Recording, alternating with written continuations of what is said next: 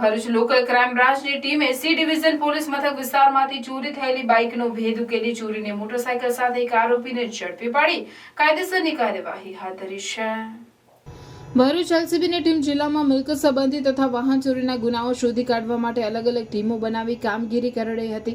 આ સમયે PSI DA તુવરની ટીમને માહિતી મળી હતી કે ભરૂચના શીતલ સર્કલ પાસે એક ઇસમ GJ16AL 4830 નંબરની મોટરસાયકલ લઈને ઊભો છે. તેની પાસેની બાઇક શંકાસ્પદ છે. આ માહિતીના આધારે પોલીસ ટીમે શીતલ સર્કલ ખાતેથી પહોંચી મોટરસાયકલ સાથે ઉભેલા ઇસમ નામે અજય સંજયભાઈ વસાવા રહેવાસી વાવ ફળ્યું બંબાખાના ભરૂચનાને ઝડપી પાડ્યો હતો.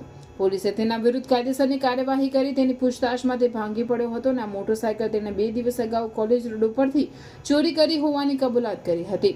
પોલીસે તેની પાસેથી એક મોટરસાયકલ કિંમત ₹15,000 કબજે કરી તેના વિરુદ્ધ ક્રિમિનલ પ્રોસિજર કોડની સંલગ્ન કલમો મુજબ કાર્યવાહી કરી વધુ તપાસ માટે સી ડિવિઝન પોલીસ મથકને સોંપ્યો હતો.